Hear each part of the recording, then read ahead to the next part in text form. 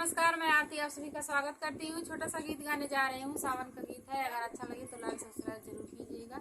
हमारा गीत कैसा लगा कमेंट में जरूर बताइएगा दोस्तों। छोटा सा गीत है, सावन का झालू झूलते समय का गीत है। हमरे ही बापाई का काठिन करे जावा सावन बेटी मुरुझ हो सासुरावा सावन बेटी मुरुझ हो सासुरावा जब हम आती उड़ानी चिराइया उड़ी के चली जाती हो नाई हरावा उड़ी के चली जाती हो नाई हरावा उड़ी के चली जाती हो नाई हरावा हमरे ही भाइया का काठिन करे जावा सावन बेटी मुरुझ हो ससुरावा सावन बेटी मुरुझ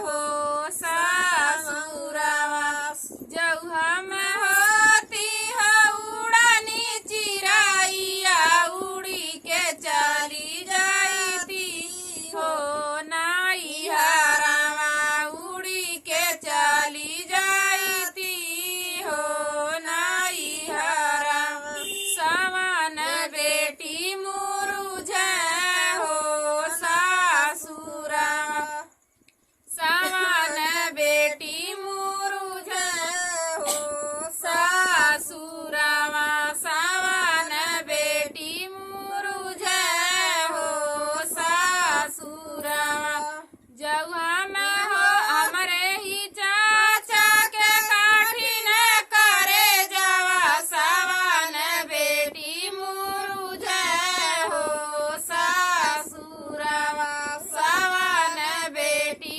मुरुझ हो सासुरावा जब हम होती उड़ानी चिराइया उड़ी के चली जाती हो नाई हरावा उड़ी के चली जाती हो नाई हरावा उड़ी के चली जाती हो नाई हरावा सावन बेटी मुरुझ हो सासुरावा सावन बेटी मुरुझ हो सासुरावा हमरे ही भाऊजी के काठिन करे जावा सावन ननदा मुरुझ हो सासुरावा सावन ननदा